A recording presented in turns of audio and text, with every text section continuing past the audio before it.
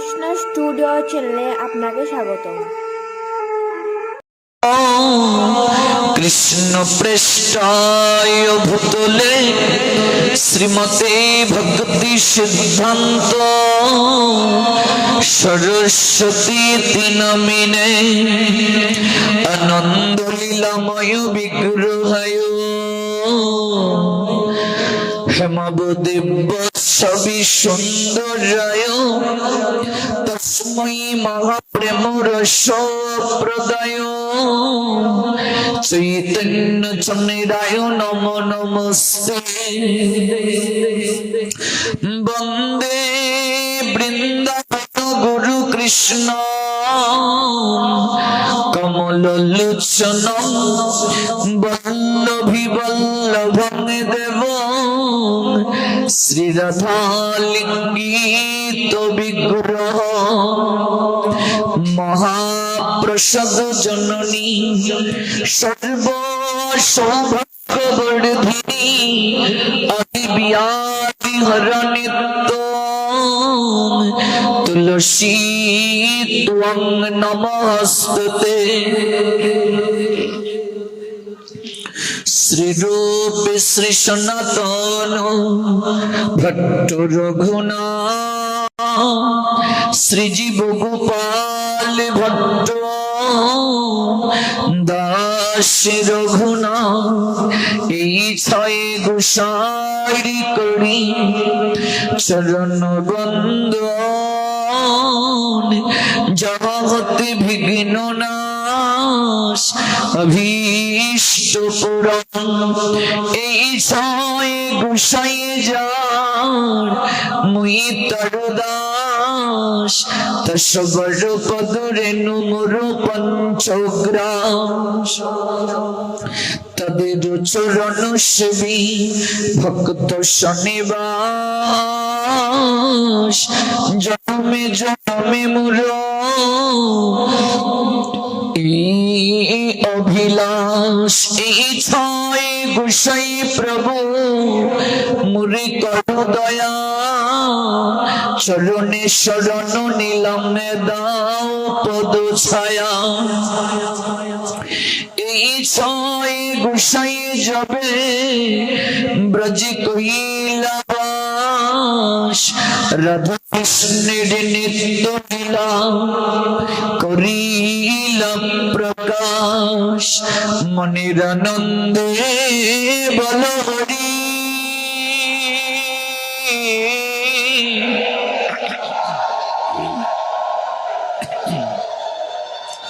ভজ বৃন্দাবন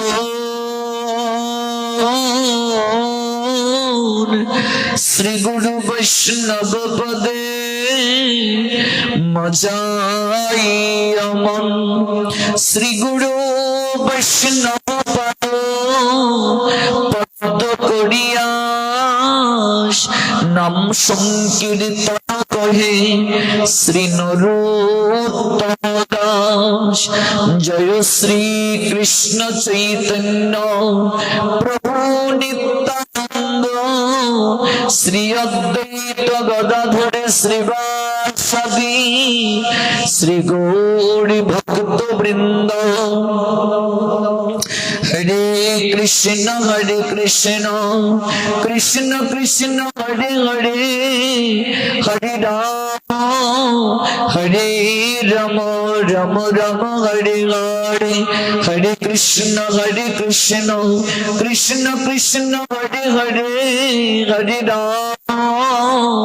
হরে রাম রাম রাম হরে হরে হরে কৃষ্ণ কৃষ্ণ কৃষ্ণ হরে হরে হরে রাম রাম রাম হরে হরে।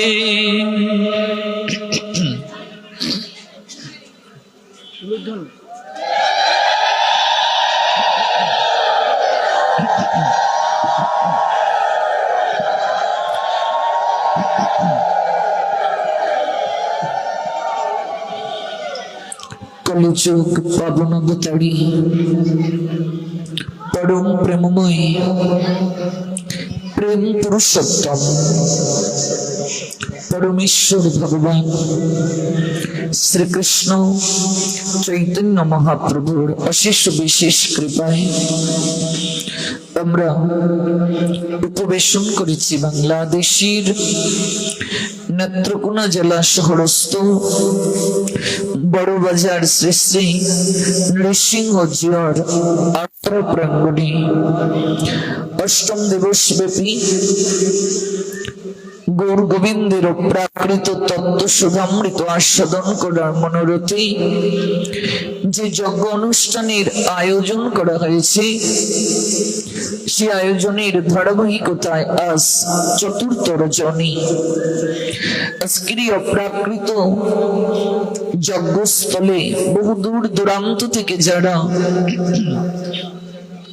উপবেশন করেছেন এবং যাদের অহৈতুকী আয়োজনে শ্রীযুক্ত জন্টু সাহা এবং শ্রীমতী ঝর্ণা দেবী সাহা, তাদের পুত্র শ্রীযুক্ত জন সাহা, তার আত্মার পরাশান্তি কামনায় এবং জন্মতিথিকে স্মরণ করার নিমিত্তে যে যজ্ঞ চলছে, তাদের মনোবাসনা পূরণ হোক। সমবেত ভক্তবৃন্দ যারা দূর দূরান্ত থেকে এই কনকনে শীতকে উপেক্ষা করে শ্রী শ্রী নৃসিংহ জিয়র আক্রা প্রাঙ্গণে উপবেশন করেছেন, আপনাদের প্রত্যেকেরই রাতুল আতুল চরণে আমি অভাজন ভক্তিপূর্ণ প্রণাম নিবেদন করছি।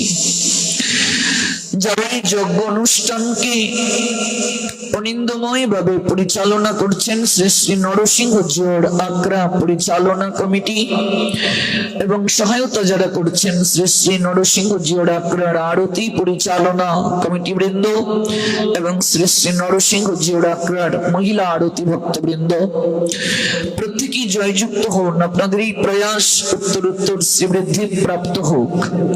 ইন্টারনেটের কল্যাণে যারা আছেন আমাদের সঙ্গেই দেশ এবং দেশের বাহির থেকে, আপনারা জয়যুক্ত হন। আপনাদের এই শ্রবণ আপনাদের হৃদয়কে নির্মল করুক, এই প্রার্থনা নিবেদন করি। গতকাল যে স্থলে ভগবানের কথার বিশ্রাম জেনেছিলাম, আজ আমরা সেখান থেকে পুনরায় শ্রবণ করব। তবে বিনম্র প্রার্থনা, আমরা যেটুকু সময় ভগবানের কথা শ্রবণ করব, সেই শ্রবণ যেন আমাদের কায় মনোবাক্যে হয়, সেই শ্রবণ যেন আমাদের ভক্তি বড়ে হয়, সেই শ্রবণ যেন আমাদের শ্রদ্ধা বড়ে হয়, তাহলেই আমাদের মঙ্গল সম্ভব। শ্রবণ করেছি মারাঠি সাধক, যার নাম হলো তুকারাম। সেই তুকারামের এক শিষ্য যার নাম গনু। গনু কেমন করে গুরুগত প্রাণ, গুরু বাক্যকে কেমন করে সে গ্রহণ করেছে, এবং সেই হেতুতে গুরুদেব তুকারামের নিকট থেকে যে অহৈতুকী কৃপা প্রাপ্ত হয়েছে তা আমরা গতকাল জেনেছি। এবং আমরা জেনেছি যে ভগবানকে সকল কিছু সমর্পণ করে দেয়, ভগবান তার ভার বহন করেন। যে তুকারামের সকল পাণ্ডুলিপি ইন্দ্রাণী নদীর জলে বিসর্জন করেছিল প্রতিপক্ষ যারা, অথচ 13 দিন যাবৎ স্বয়ং বিটলনাথ জি সেই পাণ্ডুলিপিকে নিজেই সংরক্ষণ করে রেখেছিলেন। এবং জীবনে দুঃখ আসাটা যে প্রয়োজন, আমরা জীবনে বিষাদে গোবিন্দ প্রসাদ প্রাপ্ত হই, তুকারামের চরিত্রে গতকাল তা উপলব্ধি করেছি যে তুকারামের দ্বিতীয় স্ত্রী সতত তাকে যন্ত্রণা দিত। ওই দ্বিতীয় স্ত্রীর নিকট যন্ত্রণা প্রাপ্তি, প্রথম স্ত্রীর মৃত্যু, বিয়োগ এবং দুর্ভিক্ষ তার হৃদয়ে মাঝে বৈরাগ্যের বীজ বপন করেছিল। এবং সেই বৈরাগ্যের হেতুতে সে ভগবান ভগবান বিটলনাথজির চরণে আত্মনিবেদন করে সাধারণ এক তুকারাম থেকে মহাসাধক তুকারাম হয়েছিলেন। আপনারা যারা গতকাল এসেছেন বিশেষভাবে এই লীলা শ্রবণ করেছেন এবং এই লীলার সারসংক্ষেপ পুনরায় আপনাদেরকে স্মরণ করিয়ে সেই লীলার সূত্র ধরে আমরা শ্রবণে প্রয়াসী হচ্ছি। পাবনভূতার শ্রীকৃষ্ণ চৈতন্য মহাপ্রভু, যিনি স্বয়ং ভগবান, আচরতি শ্রেষ্ঠ জনঃ সৈয়াৎ প্রমাণম কুরুতে লোক অনুবর্ততে। গোবিন্দ বললেন শ্রীমদ্ ভগবদ গীতার 3য় অধ্যায় কর্মযোগ 21 সংখ্যক শ্লোক, whatever action a great man performs common men follow, and whatever he standards by exemplary acts all world pursue, said Almighty Creator Krishna, Srimad Bhagavad Gita 3 chapter 21 verse। জগতের শ্রেষ্ঠ ব্যক্তিগণ যা আচরণ করেন, অর্থাৎ সাধারণ জগৎকে অনুকরণ করেন, তিনি যা জগতে প্রমাণ রেখে যান সবাই তা গ্রহণ করে। এই জন্য স্বয়ং শ্রীকৃষ্ণ চৈতন্য মহাপ্রভু নিজে ভগবান হয়ে তিনি কতটা গুরুগত প্রাণ ছিলেন আমরা সেই লীলা শ্রবণ করব। আমাদের সকল শিক্ষার কেন্দ্রবিন্দু কলিযুগে যিনি, তিনি হলেন আমাদের শ্রীমন মহাপ্রভু। মহাপ্রভু এবং তার পার্শ্বদের জীবন লীলায় যে শিক্ষা রয়েছে এর বাহিরে আমাদের যাওয়ার কোনো আবশ্যকতা নেই। ও কোনো সমুদ্র, এটি প্রেমার্ণব। আমরা কতটা জানবো, আমরা কতটা গ্রহণ করব, এক জীবনে আমরা কতটা গ্রহণ করতে পারবো, কতটা জানতে পারবো, শেষ হবে না। জ্ঞান গ্রহণের বয়স হতে পারে না মা। একমাত্র মনুষ্য জন্মে এই অহৈতুকী জ্ঞান প্রাপ্ত হওয়া যায়, আর কোন জন্মে সেই সুযোগটা ছিল না। পশু পাখি কীট পতঙ্গ কুলে যখন আমরা জন্ম নিয়েছিলাম তখন কিন্তু এই সুযোগটি আমরা প্রাপ্ত হই নাই। একমাত্র মনুষ্য জন্মে এটি সম্ভব, একমাত্র মনুষ্য কুলেই আমরা এই অহৈতুকী সুযোগটিকে গ্রহণ করতে পারি। এটি হলো মুখ্য কথা। যখন শ্রীকৃষ্ণ চৈতন্য মহাপ্রভু পূর্ব আশ্রমে ছিলেন, অর্থাৎ যখন তার নাম ছিল নিমাই, যখন তার নাম ছিল বিশ্বম্বর, গৌরহরি, গোরাচাঁদ, গৌরসুন্দর, গৌরাঙ্গ, নবদ্বীপ চক্র, নদিয়া বিহারী, গোরাচাঁদ, এক একজন থেকে এক এক নামে ডাকত,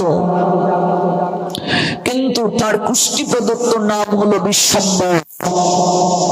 নীলাম্বর চক্রবর্তী নাম রেখেছেন বিচার করে। শচীমাহির পিতা নীলাম্বর চক্রবর্তী অনেক বড় পণ্ডিত ছিলেন। তিনি বলেছিলেন শচীকে, মারে তোমার পুত্র যখন প্রসিদ্ধ হবে, এই পুত্র আমার গণনায় মনে হচ্ছে স্বয়ং নারায়ণ, স্বয়ং নারায়ণ আমার কাছে মনে হচ্ছে। পুত্রের নাম আমি দিলাম বিশ্বম্বর। তিনি বিশ্বকে ধারণ করতে পারেন, তার নাম বিশ্বম্বর। মহাদেবীর একটা নামও বিশ্বম্বর, গৌরীর একটা নামও বিশ্বম্বর। শচী জননী বলে উঠলেন, বাবা তোমরা পণ্ডিত, তাই তোমরা শাস্ত্র অনুসারে অনেক কঠিন নাম রেখেছো, এই নাম দ্বারা আমি ডাকতে পারবো না।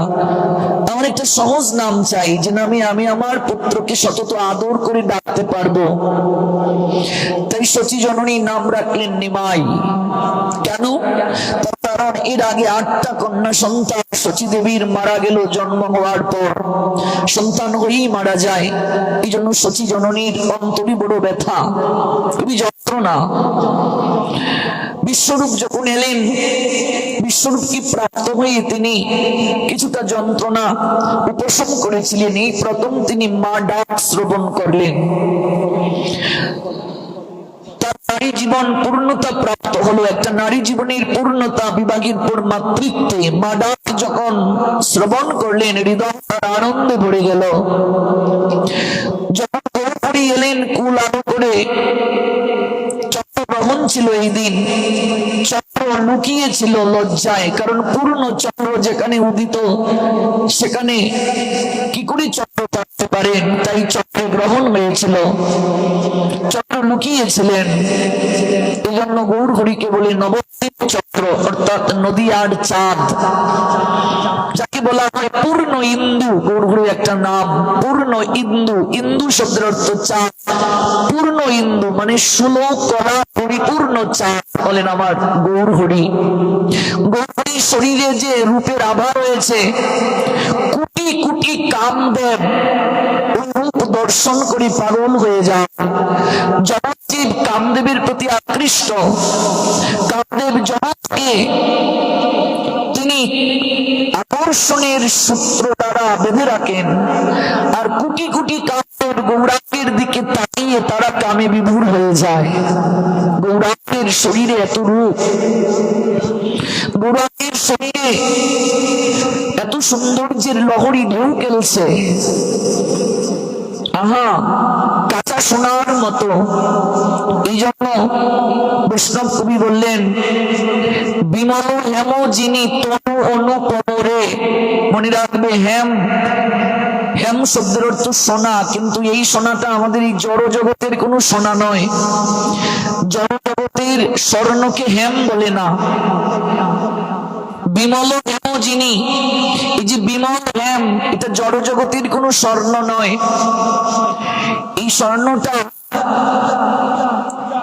হচ্ছে চিন্ময় জগতের স্বর্ণ। এই জড় জগতের, যদি এখানে কোনো স্বর্ণ ব্যবসায়ী থাকেন তারা জানেন, তারা স্বর্ণের মাঝে অবশ্যই খাদ মেশান, কিন্তু চিন্ময় জগতের যে স্বর্ণ, এই স্বর্ণ হলো বিমল হেম, এটার মাঝে কোনো খাদ নেই, একেবারে কাঁচা সোনা। গৌরাঙ্গের গাত্রটা বিমল হেম যিনি তনু অনুপমরে, তনু মানে শরীর, কেমন বিমল হেম যিনি, এত সুন্দর তার গাত্রবর্ণ। কোটি চক্র সুশীতল, তার চরণের দিকে তাকালে মনে হচ্ছে যেন কোটি চক্রের সুশীতলতা প্রাপ্ত হওয়া যায়, এত সুন্দর গৌরাঙ্গ, সুন্দর। ওই গৌর হরিকে যখন সচিমা প্রাপ্ত হলেন, মনে রাখবে সাধক কিংবা সাধিকা প্রাপ্তির আগে যেমন কাঁদে, মিলনের পরও কাঁদে, অর্থাৎ প্রাপ্ত হওয়ার পরও কাঁদে। প্রাপ্তির পূর্বে কাঁদে কেন? প্রাপ্তির পূর্বে কাঁদে, আহা যদি আমার প্রাণ দুহিতকে আমি পেতাম, এই জন্য কাঁদে। আর যখন পেয়ে যায় তখন আবার কাঁদে, আহা এই যে পেলাম যদি হারিয়ে ফেলি। এই জন্য সাধক সাধিকা যন্ত্রণাটা সব দিকে, প্রাপ্তির পূর্বেও যন্ত্রণা, প্রাপ্তির পরে যন্ত্রণা। প্রেমময়ী শ্রীমতী রাধারানী তিনি কুঞ্জ সাজালেন, ললিতাকে জড়িয়ে ধরে কান্না করছেন, ওরে ললিতা আমার প্রাণ বধূ কবে আসবে, এই নিয়ে ক্রন্দন করছেন। আপন মনে বাসর সাজালেন, আপন মনে কুঞ্জ সাজালেন, প্রাণ দহিতের জন্য তার কত আকুলতা। যখন প্রাণনাথ এলেন তখন প্রেমময়ী আবার কান্না করছেন। ললিতা বলছে, যার জন্য কান্না করেছিলে সে তো তোকে কৃপা করার জন্য এলেন, এখন কান্না কেন করছিস? প্রেমময়ী বললেন, আমি আগে কান্না করেছি তাকে পাওয়ার জন্য, আমি কখন তাকে পাবো এই জন্য কান্না করেছি, আর এখন কান্না করছি এই যে তিনি এলেন। আগে তো আমার হৃদয়ে মাঝে একটা আকাঙ্ক্ষা ছিল, কবে তিনি আসবেন, কবে তিনি আসবেন, আমি এই জন্য কান্না করছি, একটা সান্ত্বনা ছিল। কিন্তু এখন আমি কান্না করছি তিনি এলেন, এই তো সময় চলে যাচ্ছে, এই তো সময় চলে যাচ্ছে, নিশি অবসান হলেই তিনি আমায় ছেড়ে চলে যাবেন। এই জন্য ভাবাবিষ্ট বৈষ্ণব কবি গেয়েছিলেন, সুখীর নিশিরে বিনয় করি প্রবাদ হইও না।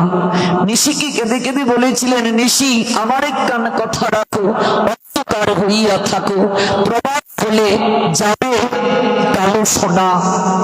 নিশিকে প্রার্থনা করছেন, তুমি প্রবাদ হইও না, প্রবাদ হলে আমার কালো সোনা আমায় ছেড়ে চলে যাবে। কেমন? এই জন্য সাধক কিংবা সাধিকা প্রাপ্তিতেও কাঁদে, আর প্রাপ্তির পূর্বে সাধিকা তারা তখনও কাঁদে, বাবা তিলক আর দেয়া লাগবে না, বসুন মা বসুন, মনোযোগ নষ্ট হচ্ছে। ভাগবতী আমরা এগুলো বহুবার করি। দেশদেবীর প্রতিনিধি আসনে বসার আগে তিলক চন্দন, এরপর আর তিলক চন্দনের কোনো আবশ্যকতা নেই। মনোযোগ নষ্ট না করে বসুন, শ্রবণ করলে আপনারও মঙ্গল হবে।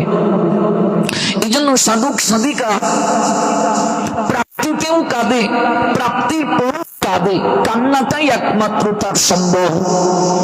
এই জগৎ সংসারে মনে রাখবে কৃষ্ণ বলে ক্রন্দন, এটিও সর্বোৎকৃষ্ট ভজন। এর উপরে আর ভজন হতে পারে না, কিন্তু এটি ইচ্ছে করলেও সম্ভব নয়। এটি ইচ্ছে করলেও অভিনয় করে সম্ভব নয়। অভিনয় করে যদি কেউ কাঁদে, প্রতিষ্ঠা প্রাপ্তির জন্য যদি কেউ কাঁদে, তাহলেও সে ধরা পড়ে যাবে। ভাগবত লক্ষণ বলেছেন এটি সর্বোৎকৃষ্ট প্রাপ্তি আমাদের জীবনে। সচিমা কাঁদছেন, কেন কাঁদছেন? হারানোর ভয়ে কাঁদছেন। তিনি উপলব্ধি করলেন এই নিমাই সাধারণ কেউ নয়, এরপরও বাৎসল্য প্রেম তাকে বারংবার ভুলিয়ে দেয়, তার স্থান পায় না। নিমাই আমার সন্তান। বাবা তোমরা পণ্ডিত মানুষ, তোমরা এত কঠিন নাম রেখেছ, আমি এই কঠিন নামে ডাকতে পারবো না। আমি নাম দিলাম নিমাই। নিম পাতার প্রতি সবার রুচি নাই, এটা তিক্ত হয়। তাই আমার পুত্রের প্রতি জগতেরও যেন অরুচি থাকে, এই জন্য আমি আমার পুত্রকে নিমাই বলে ডাকবো। মায়ের মন তো, আর ওই নিম গাছের তলে আতুর ঘরটা রয়েছিল, এই জন্য নিমাই। তো আমরা তখনকার সময়ের কথা আপনাদেরকে জানাচ্ছি, তখন তার সন্ন্যাস হয়নি, এই জন্য তিনি তখনও নিমাই, তিনি তখনও বিশ্বম্বর। যখন সন্ন্যাস হলো তখন তার নাম শ্রীকৃষ্ণ চৈতন্য মহাপ্রভু। তো নিমাইকে 10 অক্ষর মন্ত্র দ্বারা দীক্ষা প্রদান করলেন। নিমাইকে কে দীক্ষা দিলেন গো? দীক্ষাগুরু কে? ঈশ্বরপুরী। ঈশ্বরপুরী তাকে দীক্ষা দিলেন 10 অক্ষর মন্ত্র দ্বারা। বহুপুরী ঈশ্বরপুরী পাঠকে মন্ত্র প্রাপ্তির পর প্রদক্ষিণ করলেন। আজ থেকে আপনার চরণে আমার এই দেহ মন আমি বিকিয়ে দিলাম। শাস্ত্র বললেন দীক্ষাকালে শিষ্য করে আত্মসমর্পণ। দীক্ষাকালে শিষ্য গুরুদেবের চরণে আত্মসমর্পণ করবে। আত্মসমর্পণ, আর গুরুদেব তখন তাকে আত্মসমরূপে গ্রহণ করবেন, সেটি যথার্থ রূপে গ্রহণ করবেন। বর্তমানে যে দীক্ষা হচ্ছে, গুরু শিষ্যের সঙ্গে কোনো সম্বন্ধই হচ্ছে না। তৎকালীন সময়ে দীক্ষা প্রাপ্তিটা বড় কঠিন ছিল। গুরুদেব শিষ্যকে পরীক্ষা করবেন, শিষ্যও গুরুদেবকে তিনি পরীক্ষা করবেন যে আমার সকল প্রশ্নের সমাধান দিতে তিনি সমর্থ কিনা, তার চরণে মাথা ঠেকালে আমার পরম কল্যাণ সাধিত হবে কিনা। আর গুরুদেবও তিনি পরীক্ষা করবেন সে আমার শিষ্য হওয়ার যোগ্য কিনা। এবার কোন এক জায়গা থেকে কোন সাধু এলেন, গিয়ে বললাম আপনি আমার দীক্ষা দিন। এবার সেই গুরুদেব যে দীক্ষা নিতে এলো তার ব্যাকগ্রাউন্ড সম্পর্কে কিছুই জানেন না। সে চোর না ডাকাত না বদমাইশ, না বিড়ি খায় না সিগারেট খায় না মদ খায় না গাঁজা খায়, কোনো জানা নাই, পরিচয় নাই, কিচ্ছু নাই। গুরুদেব ভাবছেন যদি আমি 50 জনকে দীক্ষা দেই, যদি 500 টাকা করেও দেয়, কিছু হলেও পেলাম। এগুলো সম্বন্ধ নয়, এগুলো কখনো সম্বন্ধ নয়। শাস্ত্র নিষেধ করেছেন এইভাবে দীক্ষা দেয়া। এইভাবে দীক্ষা যেটা প্রদান করে কামি চেলা উভয় নরকে গেলা, দুজনেরই নিম্ন গতি প্রাপ্তি হবে। সম্বন্ধ যেখানে নাই সেখানে একে অপরের ভার কি করে বহন হবে? গুরু শিষ্যের সঙ্গে সম্বন্ধ না থাকলে ভার বহনটা হবে কি করে? সম্বন্ধ এমন এক জিনিস, সম্বন্ধ করিয়া ভোজে কৃষ্ণ তাই নাহি তেজে, বাকি সব মরে অকারণ। সম্বন্ধ যখন হবে শিষ্যের সদরনাথ গোস্বামীপাদ বললেন আমার পক্ষে সম্ভব নয়। নরোত্তম দাস ঠাকুর পরেই রইলেন আশ্রম প্রাঙ্গণে, যাবেন না, পরেই রইলেন। তুমি গৃহে ফিরে যাও বাবা, তুমি জমিদারের সন্তান, রাজকীয় পালঙ্কে শয়ন সুখে তোমার অভ্যাস, তুমি এই জায়গায় কি করে মৃত্তিকায় শয়ন করবে, ভিক্ষাবৃত্তি গ্রহণ করবে? তুমি চলে যাও, তুমি তো জীবনে এত কঠোর পরিশ্রম করে অভ্যস্ত না। নরোত্তম কেঁদে কেঁদে গুরু চরণে বলেছিলেন, আপনি যদি আমায় কৃপা না করেন আমি গৃহে ফিরে যাব না, আমি এখানেই পড়ে থাকবো, আপনার চরণেই পড়ে থাকবো। পড়ে রইলেন এবং সকল প্রকার সেবা তিনি করছেন, সেবায় সকল প্রাপ্তি সম্ভব। এই জন্য সেবাকে আমাদের আঁকড়ে ধরতে হবে। এমন সেবা গ্রহণ করলেন, ভোরবেলা যখন লোকনাথ গোস্বামীপাদ বাহ্য ক্রিয়ায় যান, মলমূত্র ত্যাগ করতে যান, তৎকালীন সময়ে তো এত উন্নত স্যানিটারি ল্যাট্রিন ছিল না, সাধকরা ভোরবেলা মলমূত্র ত্যাগ করতে যেতেন দূরে, আশ্রম থেকে অনেক দূরে, যেখানে মলমূত্র ত্যাগ করে আসেন। রাতের আধারে নরোত্তম সহস্তে সেই মলমূত্র পরিষ্কার করেন। বলছেন লোকনাথ গোস্বামীকে এই কার্যটা করে কোনো ব্রজবাসী নয় তো? যদি ব্রজবাসী করে থাকে তাহলে তো আমার অপরাধ হয়ে যাবে, কারণ ব্রজবাসীর কোনো সেবা আমাদের গ্রহণ করা উচিত নয়। ব্রজবাসীরা গোবিন্দের প্রাণ, কোন ব্রজবাসী নয় তো, তাহলে আমাকে একটু পরীক্ষা করা প্রয়োজন। তাই তিনি রাতের আধারে লুকিয়ে রইলেন, দেখলেন নরোত্তম সহস্তে ওই মলমূত্র ত্যাগ করছেন, ঝাড়ু দিচ্ছেন ওই জায়গাটা, আর ঝাড়ুটা তিনি ওই লড়াতে স্পর্শ করে আর বুকে জড়িয়ে ধরে কাঁদতে কাঁদতে বলছেন, গুরুদেব কবে আপনার কৃপা প্রাপ্ত হব, কবে আপনার কৃপা প্রাপ্ত হব। দর্শন করি লোকনাথ গোস্বামীপাদের নয়ন অশ্রুতে ভরে গেল, টপ টপ করে নয়ন থেকে অশ্রু ঝরছে। নরোত্তম, তুমি জমিদারের সন্তান হওয়ার পরও সহস্তে তুমি মলমূত্র ত্যাগ করছো, তুমি এতদিন যাবত এই সেবাটা করছো। আমি প্রতিজ্ঞা করেছিলাম আমি জীবনে কাউকে দীক্ষা দেব না, তুমি সেবার দ্বারা আমার প্রতিজ্ঞা ভঙ্গ করিয়ে দিলে। আমি তোমার কাছে হেরে গেলাম, তুমি জয়ী হয়ে গেলে। শিষ্যের কাছে গুরুদেবের হার, সেটিও পরম আনন্দের। ভক্তের কাছে ভগবানের হার, সেটিও পরম আনন্দের। যাও তুমি স্নান করে আসো, যমুনায় স্নান করে আসো, আমি তোমায় দীক্ষা প্রদান করব।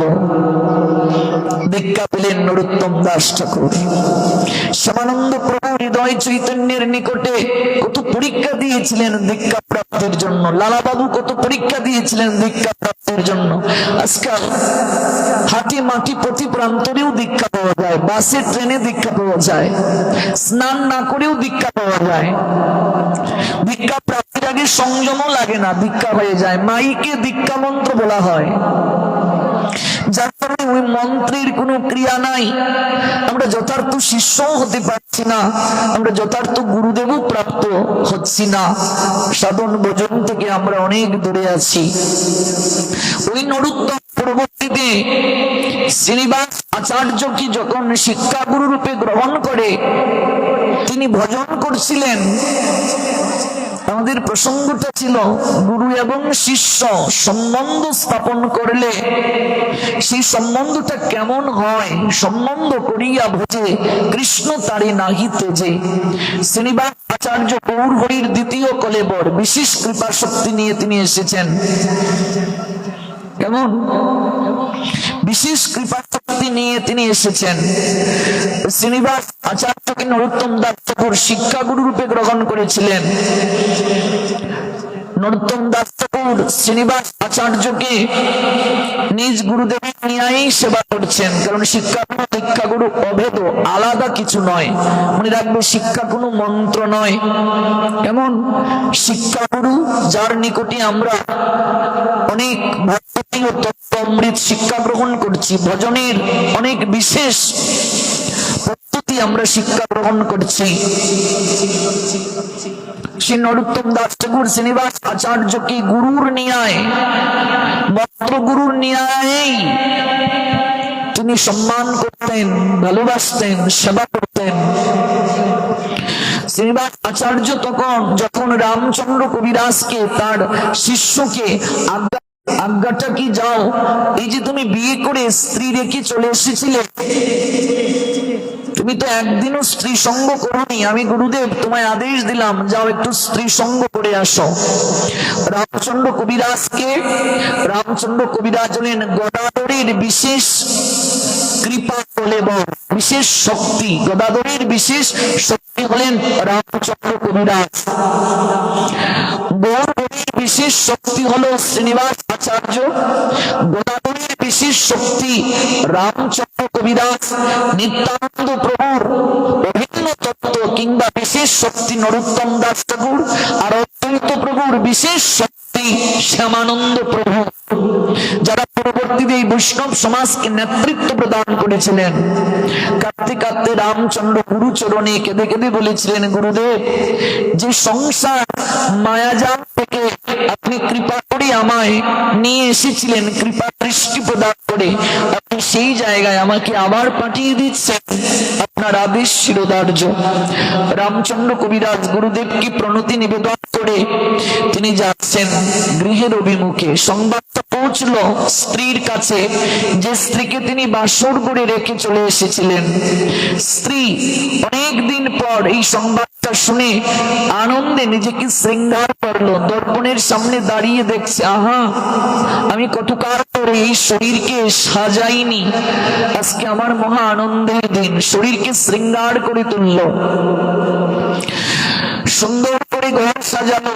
রামচন্দ্র কবিরাজ যখন ঘরে প্রবেশ করলেন রাত্রিবেলা, স্ত্রী তখন তাকে প্রণাম নিবেদন করে বলেছিলেন, ওগো, আমার একটা জিজ্ঞাসা তোমার কাছে, এই যে তুমি আমায় রেখে গেলে আর কোনোদিন তুমি এলে না, এতকাল পরে আমার কথা তোমার মনে হলো, তুমি ফিরে এলে, আমার জিজ্ঞাসা হলো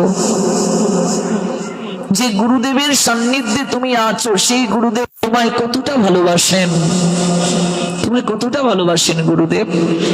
যখন গুরুদেবের কথা জিজ্ঞাসা করলেন স্ত্রী, এই যে গুরু মহিমা বলতে শুরু করলেন, এমন করে তিনি গুরু তত্ত্ব মহিমা শ্রবণ করাচ্ছেন, আর নয়ন থেকে টপ টপ করে অশ্রু ঝরছে রামচন্দ্র কবিরাজের। যে রামচন্দ্র কবিরাজের মাতুলালয় হলো আমাদের শ্রীহট্ট, দামোদর পণ্ডিতের মেয়ের ছেলে হলো এই রামচন্দ্র কবিরাজ, মেয়ের দিকে নাতি। দামোদর পণ্ডিতের নিবাস আমাদের শ্রীহট্টে, রামচন্দ্র কবিরাজের মামার বাড়ি আমাদের শ্রীহট্ট। ওই রামচন্দ্র কবিরাজের চোখ বেয়ে ঝরঝর করে অশ্রু ঝরছে, এমন করে অশ্রু ঝরছে, স্ত্রী অবাক হয়ে নিরীক্ষণ করছেন। সারাটা রাত কেটে গেল গুরু মহিমা বলতে বলতে, গুরুদেবের মহিমা বলতে বলতে রাতটা কেটে গেছে, এবং একটিবারও তার স্ত্রী কোনো কিছু জিজ্ঞাসাও করতে পারলেন না, ইচ্ছেও পূরণ হলো না। প্রভাত হয়ে গেল, ওগো, প্রভাত হয়ে গেছে, আমি এবার যাই, আমি যাই, এবার আমি যাই। স্ত্রী বাধা প্রদান করলেন না। এই যে সাজ নিয়ে বসেছিলেন, বসে আছেন, রামচন্দ্র কবিরাজ ঘর থেকে বের হয়ে কিছুটা পথ যখন গেলেন, হঠাৎ মনে হলো গুরুদেব আমায় বলেছিলেন স্ত্রী সঙ্গ করার জন্য, আমি তো গুরু বাক্য পালন করতে পারি নাই। আবার ফিরে এলেন, স্ত্রী বসেই রইলেন, কি জানি ভাবছেন, ওগো তুমি আবার ফিরে এলে, আমি তো গুরু বাক্য, গুরু আজ্ঞা কি পালন করতে পারিনি। এই বলে রামচন্দ্র কবিরাজ তার স্ত্রীকে একটু আলিঙ্গন করলেন, জড়িয়ে ধরলেন, আর ললাটের সিঁদুরটা স্পর্শ হলো, লেগে গেল, গালে লেগে গেছে সিঁদুরটা। যখন আলিঙ্গন দিয়ে তিনি তিনি যাবেন, তখন কেঁদে কেঁদে রামচন্দ্র কবিরাজের স্ত্রী বলছেন, অব চলে যাচ্ছ, যাও, একটা কথা শুনে যাও, তুমি চলে যাওয়ার পর আমি অজুর দ্বারা এতটা বছর কেঁদেছিলাম, তুমি আবার এলে, আমার চিত্তে যে বিরহ অগ্নি কিছুটা নিভে গিয়েছিল তুমি আবার জ্বালিয়ে দিলে। শুনে যাও, সারা রাত আমি তোমার শ্রীমুখে তোমার গুরুদেবের যে মহিমা কীর্তন শ্রবণ করলাম, আমি তোমায় বলছি, তুমি যে জায়গায় গিয়েছ নিত্য আনন্দের নিকেতন, সেই জায়গা আমি বলছি, তুমি আর কোনোদিন ফিরে এসো না, এই সংসারে তুমি আর কোনোদিন ফিরে এসো না গো। আমি দূর থেকে তোমার আদর্শকে হৃদয়ে লালন করে বাকিটা জীবন আমি তপস্যা করে কাটিয়ে দেব, কিন্তু তুমি যে মহারত্ন প্রাপ্ত হয়েছ, তুমি যে গুরুদেবের দুটো আতুল আতুল চরণকে আঁকড়ে ধরেছ, ওই চরণ ত্যাগ করে তুমি আর কোনোদিন ফিরে এসো না গো। চরণকে তুমি যদি আঁকড়ে ধরতে পারো, আমার মন বলছে গুরুদেব তোমাকে হাতটা ধরে গোবিন্দের নৌকায় তুলে দেবে, তুমি আর কোনোদিন ফিরে এসো না, আর কোনোদিন তুমি এসো না। সারাটা জীবন রামচন্দ্র কবিরাজের স্ত্রী তপস্যা করে কাটিয়ে দিয়েছিলেন। বৈষ্ণব সমাজ রামচন্দ্র কবিরাজের স্ত্রীর কাছে চিরঋণী। তিনি রামচন্দ্র কবিরাজকে জগতের তোড়ে, জগতের কল্যাণে এই বৈষ্ণব ধর্ম প্রচার করতে, বাণী প্রচার করতে তিনি জগতের তোড়ে বিসর্জন দিয়েছিলেন, জগতের তোড়ে উৎসর্গ করেছিলেন। রামচন্দ্র কবিরাজ যখন আঙ্গিনায় গেলেন, নরোত্তম দাস ঠাকুর তখন ঝাড়ু দিচ্ছেন আঙ্গিনাটা। হঠাৎ সকালবেলা রামচন্দ্র কবিরাজকে দেখলেন গালের মাঝে সিঁদুর লেগে আছে। অত্যন্ত ক্রোধান্বিত হয়ে নরোত্তম দাস ঠাকুর ঝাড়ুটা হাতে নিয়ে রামচন্দ্র কবিরাজের নিকটে গিয়ে বলছেন, হতচ্ছাড়া, স্ত্রী সঙ্গ করে স্নানটা না করে আঙ্গিনায় প্রবেশ করুন। ওরে মূর্খ, তুই অপবিত্র, তোর এই জ্ঞানটা নাই, লুপ হয়ে গেছে কামিনীর সঙ্গ করে, যে অপবিত্র দেহে অপবিত্র শরীরে অস্নাত অবস্থায় কখনো মন্দিরে প্রবেশ করতে নাই। এই বলে ঝাড়ুটা হাতে নিয়ে একের পর এক ঝাড়ু দ্বারা আঘাত করতে শুরু করলেন। রামচন্দ্র কবিরাজ একটা বাক্য প্রয়োগ করলেন না, কোনো কথা বললেন না, কারণ নরোত্তম জ্যেষ্ঠ কনিষ্ঠকে শাসন করছে, শাসনটাকে কৃপা বলে তিনি গ্রহণ করছেন। আর এখনকার বৈষ্ণব সমাজে কেউ যদি কাউকে শাসন করে, উল্টো তার চরিত্র নিয়ে কুৎসা রচনা করি আমরা। অথচ দেখুন, যা করেননি তিনি, সেই অপবাদ নিয়ে নরোত্তম দাস ঠাকুর যারা তিনি পেটাচ্ছেন তাকে, কিন্তু কোনো কথা বলছেন না, একটি বাক্যও তিনি প্রয়োগ করেন না। নীরবে নিঃশব্দে তিনি স্নানালয়ে চলে গেলেন। স্নানালয়ে স্নান সারলেন। যখন নরোত্তম দাস ঠাকুর সকল কার্য সমাপন করে গুরুদেবকে তর্পণ করবেন, গায়ে তেল মাখাবেন গুরুদেবকে। মনে রাখবে, স্নানের পূর্বেই তেল মাখাটা বলছেন, এমনকি বিজ্ঞানও তাই বলে, স্নানের পর সুগন্ধি তেল ব্যতীত আর কোনো তেল যদি কেউ মাখে তাহলে সেই শরীর অপবিত্র বলে গণ্য। আবার পুনরায় তাকে স্নান করতে হবে, নইলে তার দ্বারা কোনো ভগবত কার্য হবে না। স্নানের পূর্বেই তেল মাখতে হয়। আগেরকার লোক যারা দেখবে তেল মেখে রুদ্রে কিছুটা তাপ নিয়ে তারপর তারা স্নান করতেন। এটা ভাগবতেরও কথা, এটা বিজ্ঞানও তাই বলেছে এবং ডাক্তারি শাস্ত্রও তাই বলেছে। গুরুদেবের তেলটা যখন গায়ে মর্দন করবেন, হঠাৎ নরোত্তম পিঠের দিকে তাকিয়ে দেখছেন, যেহেতু শ্রীনিবাস আচার্য তার শিক্ষাগুরু, পিঠের দিকে তাকিয়ে দেখলেন অনেকগুলো কালো কালো দাগ। নরোত্তম দাস ঠাকুর করজোড়ে বলছে, গুরুদেব, আপনার এই পৃষ্ঠে এত কালো দাগ কোথা থেকে এলো? গতকাল তো এই কালো দাগ দেখিনি। শ্রীনিবাস আচার্য নরোত্তমের দিকে তাকিয়ে বলছেন, আমি পুরস্কার পেয়েছি, গুরু বাক্য পালন করতে গিয়ে পুরস্কার প্রাপ্ত হয়েছি। নরোত্তমের হৃদয়টা আঁতকে উঠে কি বলছেন? আপনাকে আঘাত করেছে, আপনি গুরু বাক্য পালন করতে গিয়েছেন, আপনাকে আঘাত করতে পারে এই জগতে এমন কোন পাষণ্ডী আছে আপনাকে আঘাত করতে পারে? বলছে, ওরে গুরু বাক্য পালন করতে স্ত্রী সঙ্গ করতে গিয়েছিলাম, স্ত্রী সঙ্গ করে ফিরে এসেছিলাম, কিন্তু আমি এই পুরস্কার পেলাম। সঙ্গে সঙ্গে নরোত্তমের চরণের নিচ থেকে যেন মাটিটা সরে গেল।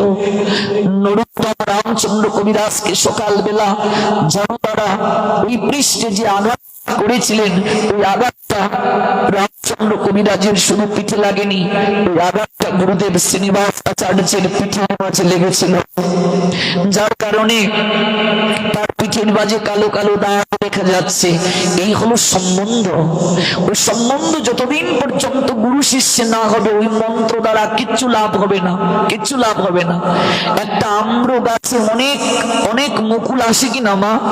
সব মুকুল থেকে কি আম হয়? অনেক মুকুল পড়ে যায়, কিছু মুকুল থেকে আম হয়। আম গাছে যখন ধরে সব আম কি পাকে মা? ঝড় বৃষ্টিতে কত আম পড়ে যায়, ওই ঝড় বৃষ্টি বাতাসে অনেক আম পড়ে গেছে, যেটা আম থাকে অনেকগুলো আম, ওই পাতার আগেই এগুলো পেরে আনা হয়, আরো কিছু আম পেরে আনা হলো, তারপর কিছু আম থাকে, ওই আমগুলো যখন পাকে সব আম কি আর গোবিন্দ সেবায় লাগে? কত আম বাড়িতে বাড়িতে চলে যায়, কত আম আমরা অনিত্য আত্মীয় স্বজন পরিবার পরিজনদের বাড়িতে নিয়ে যায়। এর মাঝে কয়েকটা আম হয়তো কোনো ভক্ত গোবিন্দ মন্দিরে নিয়ে যায় গোবিন্দ সেবা করার জন্য। যে আমগুলো ভগবানের সেবায় লাগলো, সেই আমগুলোই ধন্য হলো।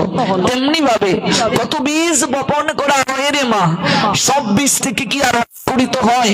সব বীজ কি অঙ্কুরিত পল্লবিত পুষ্পিত হয়? এই জন্য দীক্ষা বীজ গুরুদেব বহু বহু ক্ষেত্রে বপন করেন, সব বীজ অঙ্কুরিত হয় না পরিচর্যার অভাবে।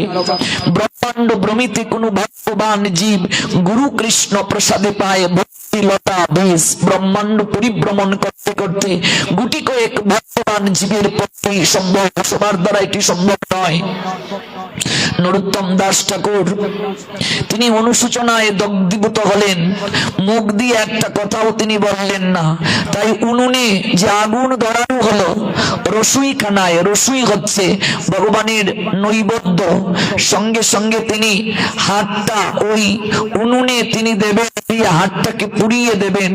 যে হাতটা দ্বারা তিনি রামচন্দ্র কবিরাজের গায়ে আঘাত করেছেন, ওই হাতটা তিনি আর রাখবেন না।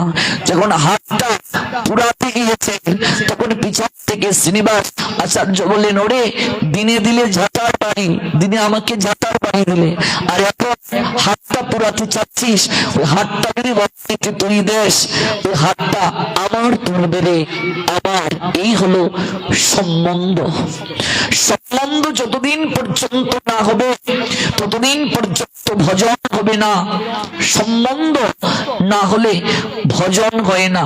দেখুন সম্বন্ধ কাকে বলে, গৌরীর জীবন লীলা দেখুন সম্বন্ধ কাকে বলে।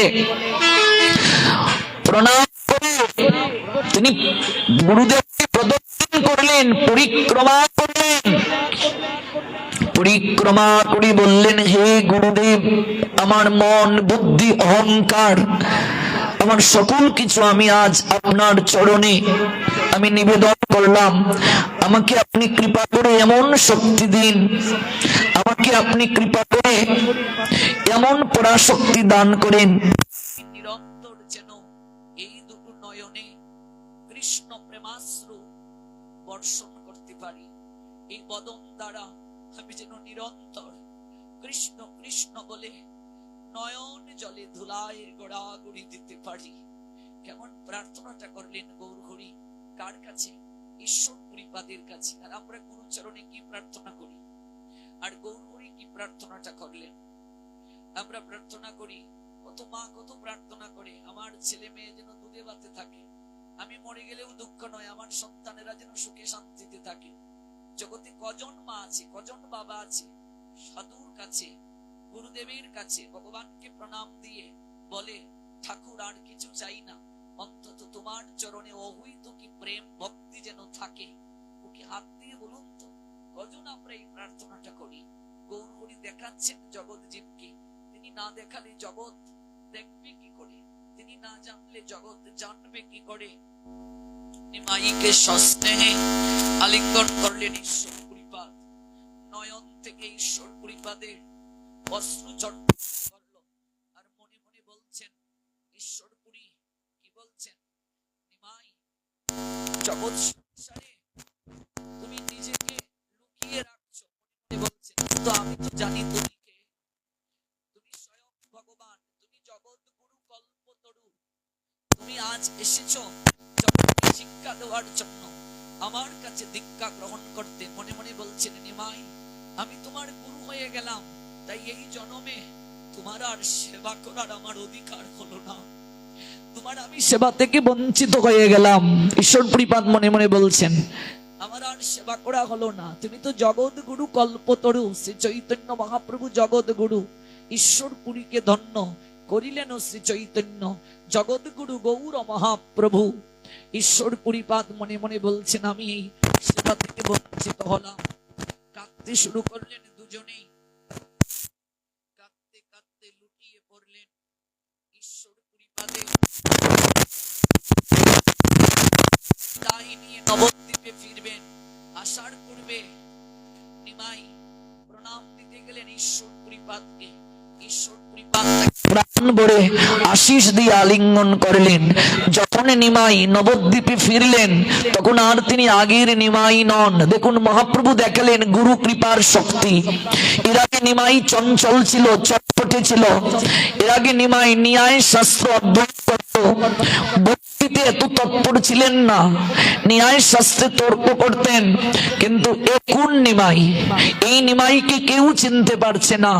শচী জননী ঈশানকে ডাকছেন, ওরে ঈশান, বাবা ঈশান এদিকে আয়, তোর নিমাই দাদার কি হলো রে? ওরে গয়া থেকে পিতৃপুরুষের উদ্দেশ্যে পিণ্ড দান করে এসে ও কেমন হয়ে গেল, কারো সঙ্গে কথা বলে না। 3 দিন কেটে গেল, গৌর হরি প্রিয়ার সঙ্গে একটা কথাও বললেন না। প্রিয়ার দিকে তাকিয়ে শচী জননী কাঁদেন, ওরে ঈশান যা বাবা যা, একটা বৈদ্য নিয়ে আয়, কোনো একটা কবিরাজ নিয়ে আয়। ওই গয়ায় যাওয়ার পরে নিশ্চয়ই কোনো কিছু লেগেছে ওর শরীরে। ও বাবা নিমাই, তোর কি হয়েছে? তুই এমন করে শুধু কাঁদিস কেন? ওরে দরজাটা বন্ধ করে আমি তোকে কাঁদতে শুনি। তোর কি হয়েছে বাবা? নিমাই, তোর পিতা আমায় ছেড়ে চলে গেল, তাকিয়ে দেখ আমি বৈধব্য ব্রত নিয়েছি। ওরে আমার 8টা কন্যা দেহ রেখেছে, আমি মা ডাক শুনতে পারিনি। ওরে বিশ্বরূপ আমায় ছেড়ে সন্ন্যাস নিয়ে চলে গিয়েছে।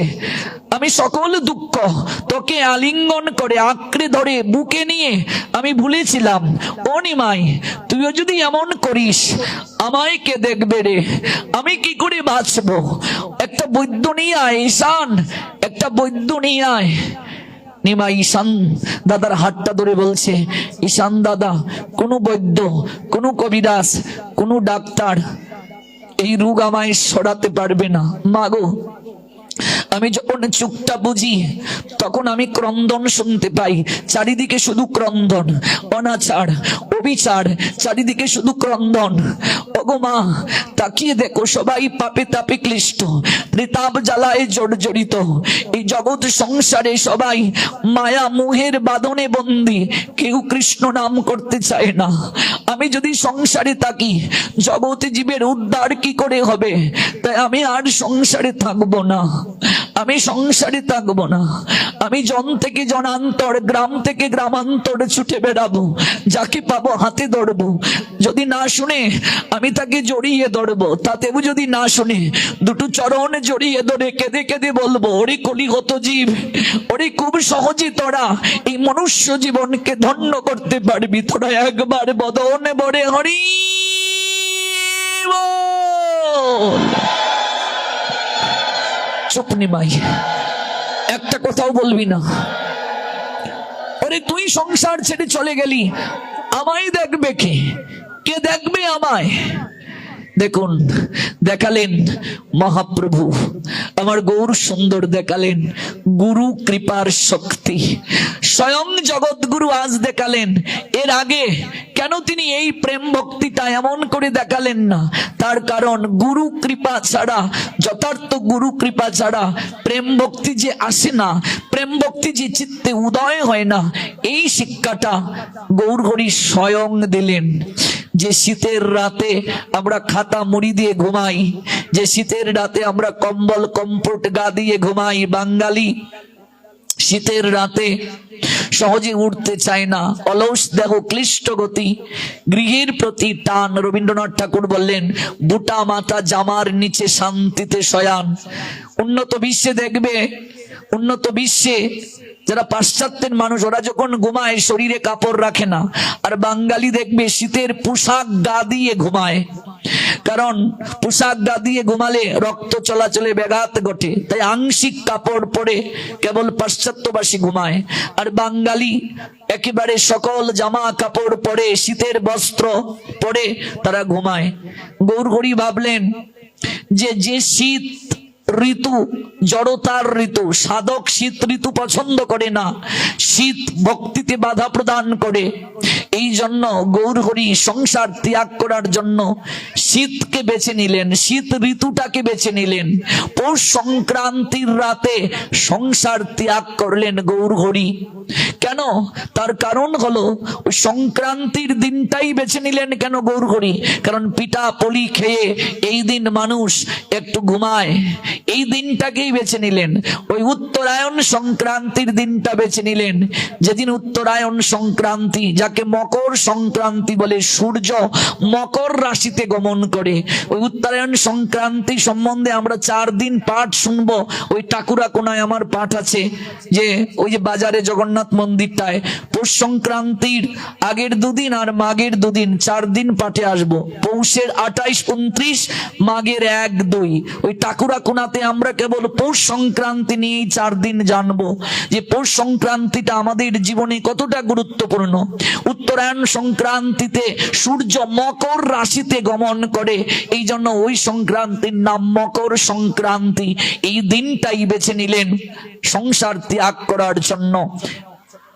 এর আগেই গদাধর পণ্ডিতের কাছে বলেছিলেন তিনি যে সংসার ত্যাগ করবেন, শিবাসীর কাছে বলেছিলেন গৌরীদাস পণ্ডিতের কাছে। সবাই কাঁদতে কাঁদতে লুটিয়ে পড়েছিল, কেউ ছাড়বে না গৌর হরিকে।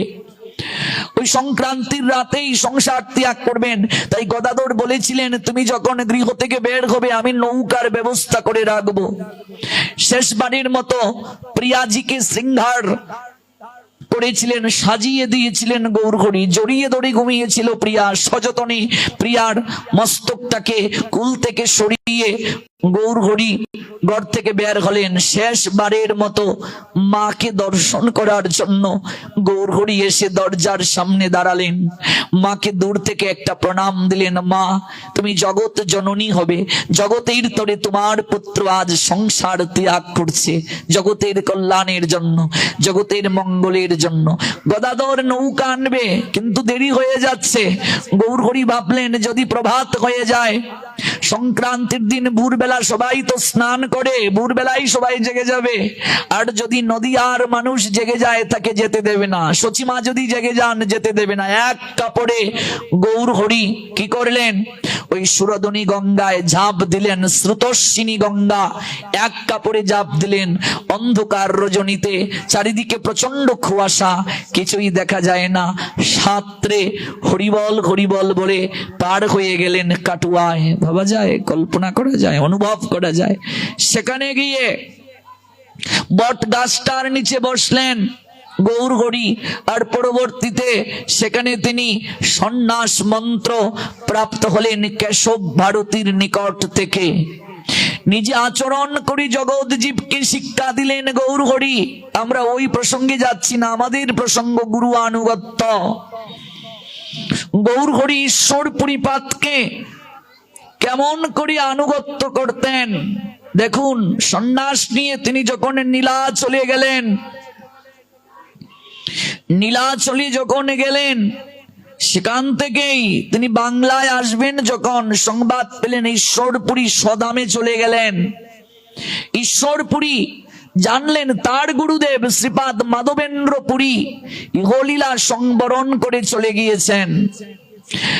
তাই ঈশ্বরপুরী মাধবেন্দ্র পুরীকে এতটা ভালোবাসতেন, তিনি বললেন গুরুদেব চলে গিয়েছেন, আমি আর সময় আমি ক্ষেপণ করতে পারবো না।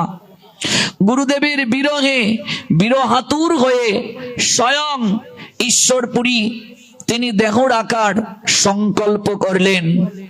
গুরুদেব মাধবেন্দ্র পুরী চলে গিয়েছেন, তাই তিনি আর দেহ রাখবেন না, লীলা সংবরণ করবেন। আপনারা অবাক হবেন, এই যে ঈশ্বরপুরীপাদ, যে ঈশ্বরপুরীর নিকট থেকে গৌরহরি দীক্ষা নিলেন, ঈশ্বরপুরী স্বহস্তে মাধবেন্দ্র পুরীপাদের মলমূত্র পরিষ্কার করেছেন। চৈতন্য চরিতামৃত পড়বেন, অন্তলীলা, সেখানে ৮ম অধ্যায়ে এই লীলা আছে। ঈশ্বরপুরী করেন শ্রীপাদ সেবন। ঈশ্বরপুরী সর্বদা মাধবেন্দ্র পুরীপাদের চরণ সেবা করতেন। যতক্ষণ পর্যন্ত গুরুদেব নিদ্রায় না যেতেন ততক্ষণ পর্যন্ত চরণ সেবা করতেন। স্বহস্তে করেন মল মূত্রাদি মার্জন। নিরন্তর কৃষ্ণ নাম করায় স্মরণ, কৃষ্ণ নাম কৃষ্ণ লীলা শোনায় অনুক্ষণ, তুষ্ট হইয়া পুরী তারে কইলা লিঙ্গন। এমন ভাবে সেবা করছেন গুরুদেবের। মাধবেন্দ্র পুরী ঈশ্বরপুরীকে ডাকলেন, ঈশ্বরপুরী কাছে এলেন, কি চাও তুমি আমার কাছে? ঈশ্বরপুরীপাদ করে জুড়ে বলছেন, গুরুদেব আমি আপনার কাছে কি চাইবো, কি চাইবো আপনার কাছে? আপনি আমায় অহৈতুকী আপনার চরণে আনুগত্যশীলতার ভিক্ষা প্রদান করুন। সন্তুষ্ট হয়ে মাধবেন্দ্র পুরী ঈশ্বরপুরীপাদকে জড়িয়ে ধরলেন, প্রেম আলিঙ্গন প্রদান করলেন। আলিঙ্গন করে তিনি বললেন, কবিরাজ গোস্বামীপাদ লিখলেন, বর দিলা কৃষ্ণে তোমার হোক প্রেমধন। মাধবেন্দ্র পুরী তাকে বর দিলেন, কৃষ্ণে তোমার অহৈতুকী প্রেম লাভ হোক, কৃষ্ণে তোমার অহৈতুকী প্রেম লাভ হোক। জগৎ গুরু কল্পতরু, তুমি যেভাবে সেবা করলে জগৎ গুরু কল্পতরু স্বয়ং তোমার শিষ্য হবে। তাই হয়েছিলেন কিনা? গৌরহরি দীক্ষা নিলেন ঈশ্বরপুরীপাদের কাছ থেকে। মাধবেন্দ্র পুরী সেবায় সন্তুষ্ট হয়ে বলেন, জগৎ গুরু তারও গুরু তুমি হবে। অথচ সেই ঈশ্বরপুরীপাদের আরেক গুরু ভাই রামচন্দ্র পুরী মাধবেন্দ্র পুরীর চরণে অপরাধ করে, গুরু চরণে অপরাধ করে কিছুদিনের মাঝেই তিনি ভক্তি জীবন থেকে বিস্মৃত হয়ে মাছ মাংস খেতে শুরু করেছিলেন।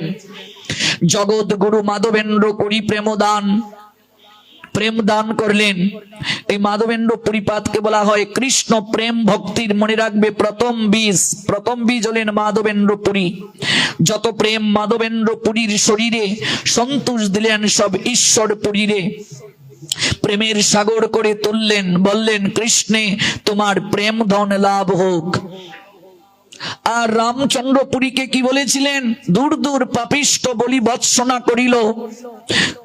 আর বললেন, কৃষ্ণ কৃপা না পাইনো আমি, না পাইনো মথুরা, আপন দুঃখে মরু এই দিতে আইলি জ্বালা। মোরে মুখ না দেখাবি তুই যাও যতি ততি, তুরে দেখি মইলে মোর হবে অসদ্গতি। কৃষ্ণ না পাইনু মরু আপনার দুঃখে, মোরে ব্রহ্ম উপদেশ এই ছাড় মোরকে। এই যে মাধবেন্দ্র উপেক্ষা করিল, সেই অপরাধে ইহার বাসনা জন্মিল।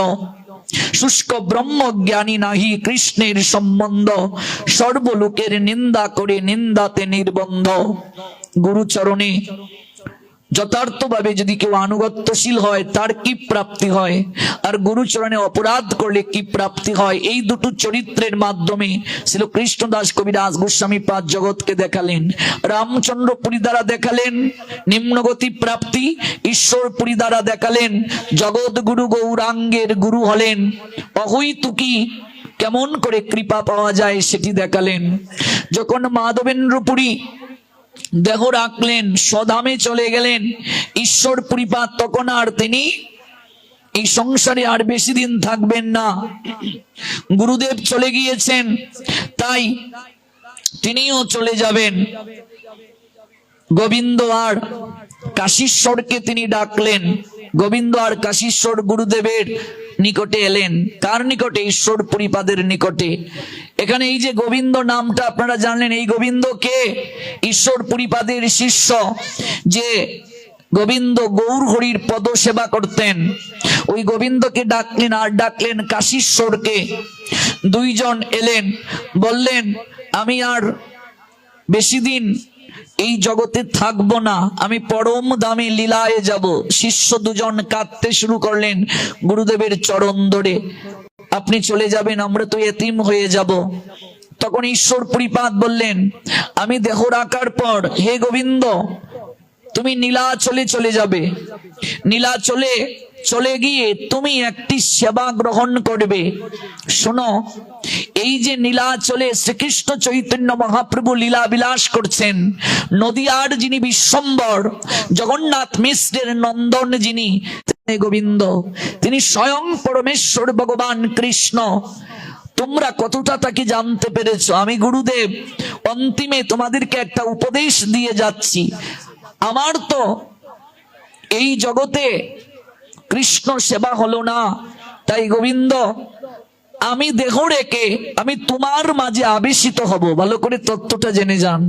আমি দেহ রেখে তোমার মাঝে আবেশিত হব। তুমি যখন গৌরাঙ্গীর চরণ সেবা করবে, তোমার মাঝে আমি আবেশিত হয়ে আমি সেই শ্রীকৃষ্ণ চৈতন্যের সেবায় নিজেকে নিয়োজিত করব। এই জন্য গোবিন্দ তিনি পদ সেবার দায়িত্ব পেলেন। এটা স্বয়ং ঈশ্বরপুরী গোবিন্দকে বলে গেলেন। গুরুদেব দেহ রাখলেন। ঈশ্বরপুরী যখন দেহ রাখলেন, তখন গোবিন্দ আর কাশীশ্বর কাঁদতে কাঁদতে লুটিয়ে পড়ল। গেলেন গোবিন্দ নীলাচলে চলে গেলেন। নীলাচলে গিয়ে জগন্নাথ দর্শন করে যখন তিনি গেলেন গৌর হরির কাছে, সার্বভৌম ভট্টাচার্যের সঙ্গে তখন গৌর হরি কৃষ্ণ কথা আস্বাদন করছেন। গোবিন্দ গিয়ে তাকে দণ্ডবৎ প্রণাম করলেন। কে আপনি? গৌর হরি প্রশ্ন করলেন। গোবিন্দ বলেন, আমি ঈশ্বর পরিপাদের বৃত্ত, আমার নাম গোবিন্দ। সঙ্গে সঙ্গে গৌর হরি আসন থেকে উঠে দাঁড়ালেন। কারণ তার কি হয়? গুরু ভাই হয়। গুরু ভাই হয় তো, জ্যেষ্ঠ গুরু ভাই। সঙ্গে সঙ্গে ভুলুণ্ঠিত হলেন, সম্মান প্রদর্শন করলেন, আকুতি নিবেদন করলেন, বললেন আমি স্বয়ং ঈশ্বর পরিপাদের আদেশে এসেছি, আমি আপনার সেবায় নিয়োজিত থাকতে চাই। গৌর হরি বলছেন, শ্রী বিষ্ণু, এটা আমার দ্বারা সম্ভব নয়।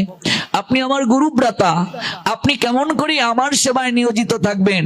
তখন গোবিন্দ বলেন, স্বয়ং গুরুদেব ঈশ্বর পরিপাদ এই আদেশই আমায় করেছেন, আপনি আমাকে গ্রহণ করুন। এবার গৌর হরি বিপদে পড়ে গেলেন, কিছু বললেন না। রাত্রিবেলা স্বয়ং ঈশ্বর পরিপাদ তাকে স্বপ্নে দর্শন দিলেন। দর্শন দিয়ে বলছেন, লীলায় জগৎকে শিক্ষা দেওয়ার জন্য তুমি এসেছো। এই জন্মে আমি অভিনয় সাপেক্ষে তোমার গুরু হয়েছি, কিন্তু তোমার সেবা থেকে আমি বঞ্চিত হলাম।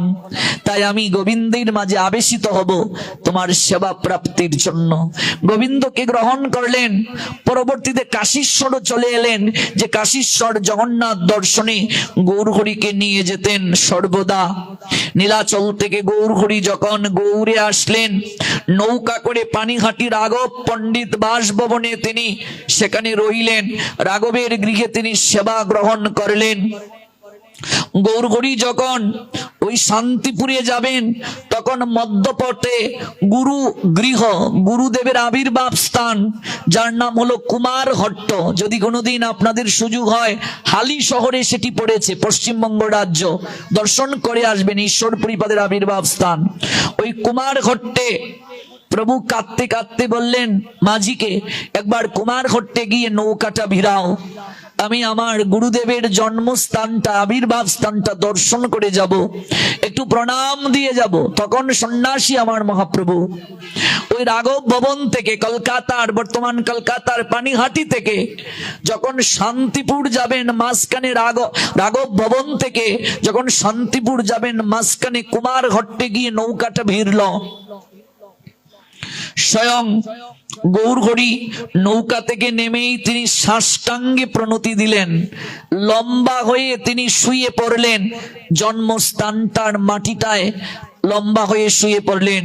দেখুন শাস্ত্রে আচার্য কি বললেন, প্রভু বলে কুমার হট্টেরে নমস্কার, শ্রী ঈশ্বরপুরী যে গ্রামের অবতার। বলেন এই কুমার হট্ট পুরো গ্রামকে আমি প্রণাম নিবেদন করি, এই গ্রামের মাটিকে আমি প্রণাম নিবেদন করি, কারণ এই মাটিতে আমার গুরুদেবের সর্বপ্রথম চরণ রাখা হয়েছে। মাতৃ গর্ভ থেকে আবির্ভূত হয়ে সর্বপ্রথম চরণটা এই গ্রামের মাটিতে আমার গুরুদেব রেখেছেন। ওই মাটিতে গড়িয়ে গড়িয়ে ঈশ্বর পরিপাত তখন আর নাই, লীলা সংবরণ করে চলে গেছেন। কাঁদতে কাঁদতে গৌরহরি ওই মাটিকে তিনি আঁকড়ে ধরলেন। ওই মাটি স্বয়ং গৌরহরি সারা গায়ে মাখছেন। যত গ্রামবাসী এলেন সকল গ্রামবাসীর নিকটে প্রার্থনা করছেন, ধন্য আপনারা, আপনারা আমার গুরুদেব ঈশ্বর পরিপাদের গ্রামের অধিবাসী, ধন্য আপনারা, আপনারা আমার পূজ্য। তাদেরকেও তিনি নমস্কার দিচ্ছেন, কৃতজ্ঞতা জ্ঞাপন করছেন। প্রভু বলে ঈশ্বরপুরীর জন্মস্থান, এই মৃত্তিকা আমার জীবন ধন প্রাণ। সঙ্গে সঙ্গে ওই জায়গা থেকে তিনি মাটি নিলেন, মাটি নিয়ে তিনি ওই যে গলবস্ত্র, ওই গলবস্ত্রের মাঝে বাঁধলেন, বেঁধে ওই মাটি নিয়ে সঙ্গে সঙ্গে তিনি তিলক করলেন ললাটে গৌরহরি। এখনো যাবেন, ওই জায়গাটার নাম হলো চৈতন্য ডুভা, যদি কোনোদিন যান দর্শন করবেন। ওই জায়গা থেকে যখন এক মুষ্টি মৃত্তিকা গৌরহরি নিলেন, সকল ভক্তরাও এক মুষ্টি করে মৃত্তিকা নিতে শুরু করলো। হাজার হাজার ভক্ত এসে পরবর্তীতে কুদাল দিয়ে মৃত্তিকা কেটে নিয়ে যেতে শুরু করলো।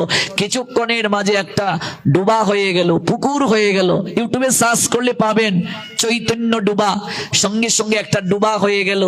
ওই ডুবার নাম হলো চৈতন্য ডুবা।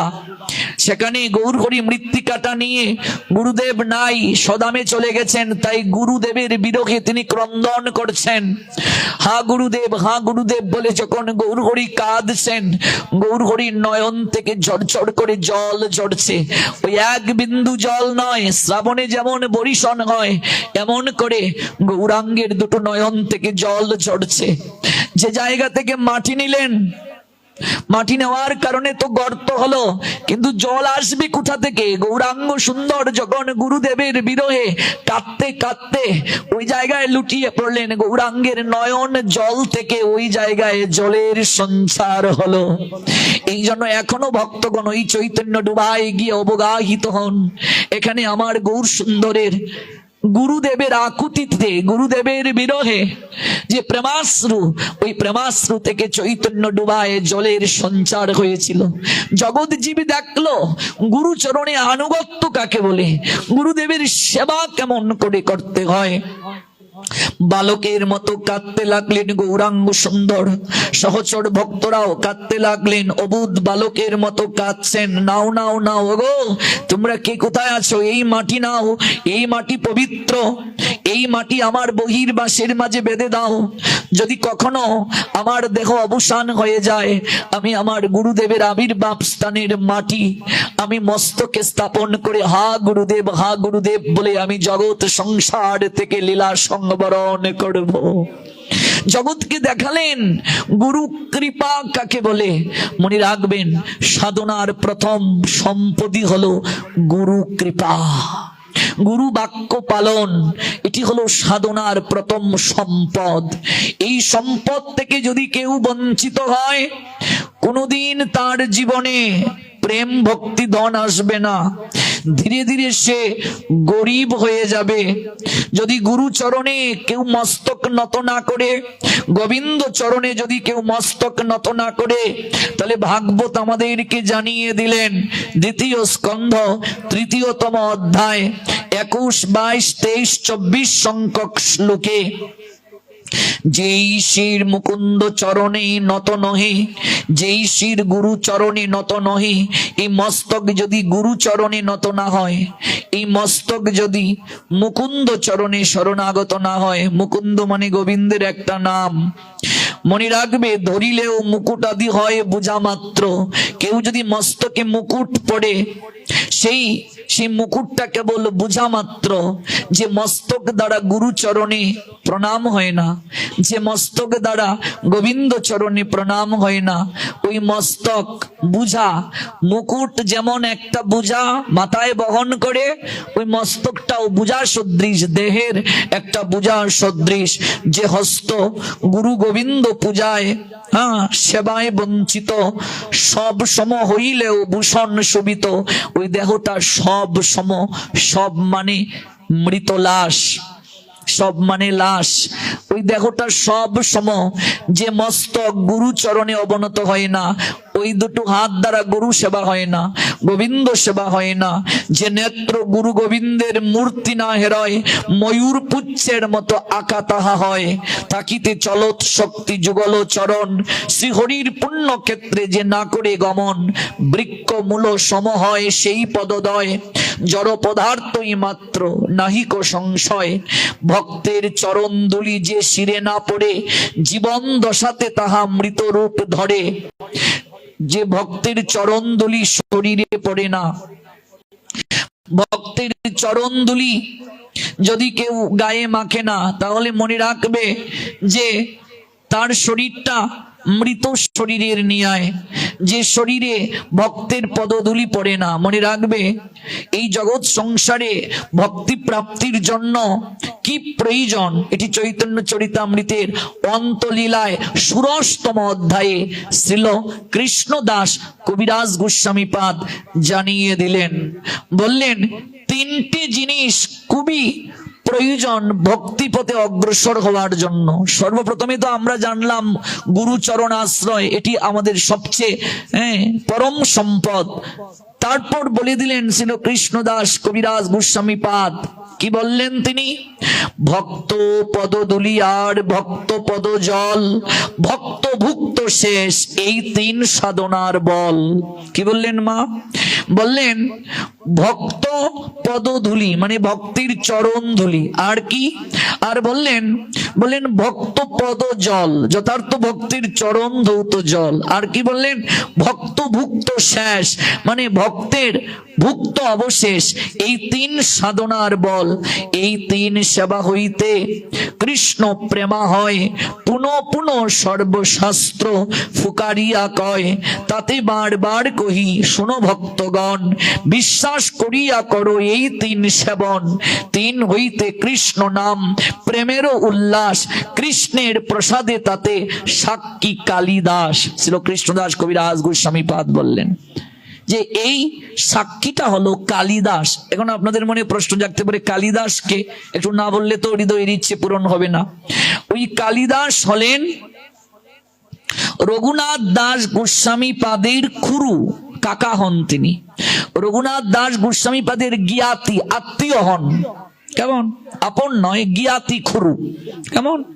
রঘুনাথ দাস গোস্বামী পাদ, আমরা জানি ষোড় গোস্বামী পাদের মাঝে একজন রঘুনাথ দাস গোস্বামী। ওই রঘুনাথ দাস গোস্বামী পাদের জ্ঞাতি হন, আত্মীয় হন, খুরু হলেন এই কালিদাস। ওই কালিদাসও মনে রাখবে মহাপ্রভুর অশেষ বিশেষ কৃপা প্রাপ্ত। ওই কালিদাস তাহলে কোথায় আবির্ভূত হলেন? সপ্তগ্রামে, হুগলির সপ্তগ্রামে। যদি হুগলি যান কোনোদিন দর্শন আসবেন করে, কারণ হুগলির সপ্তগ্রামে তার নিবাস। ওই কালিদাস তিনি সবসময় কি করতেন? সবসময় তিনি তিনটা কার্য করতেন। তিনটা কার্য কি কি?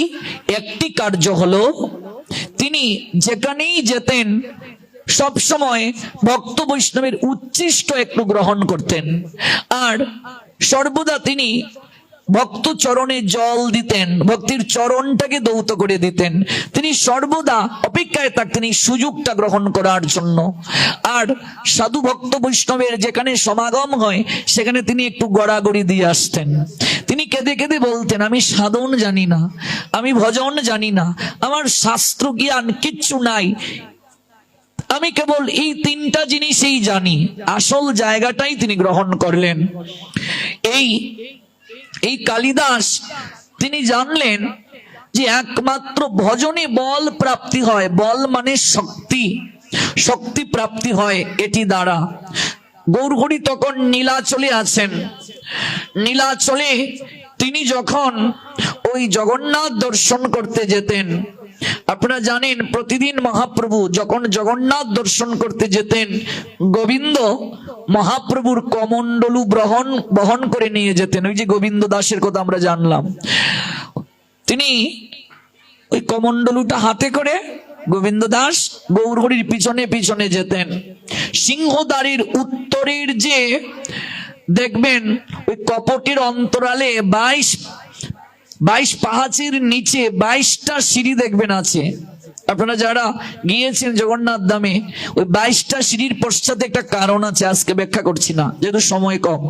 ওই 22 সিঁড়ির নিচে জল নিষ্কাশিত হওয়ার একটা গর্ত আছে।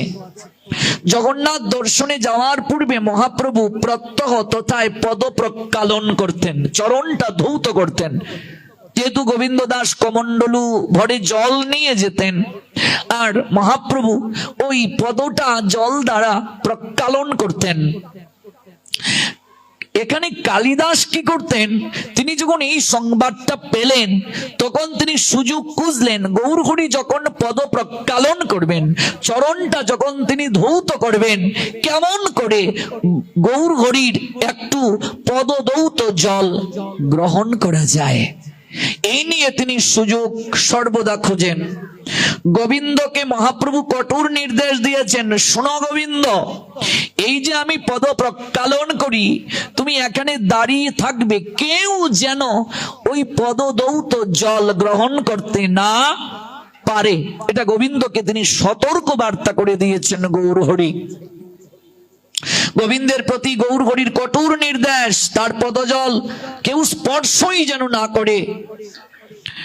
কিন্তু কালিদাস সুযোগ খুঁজলেন, ভাবলেন গৌরহরির তো সরাসরি কৃপা পাবো না, যদি গোবিন্দের চরণে পড়ে থাকতে পারি, মানে মনে রাখবে এখানে একটা শিক্ষা, ভগবানকে সরাসরি পাওয়া যাবে না, বুঝলে?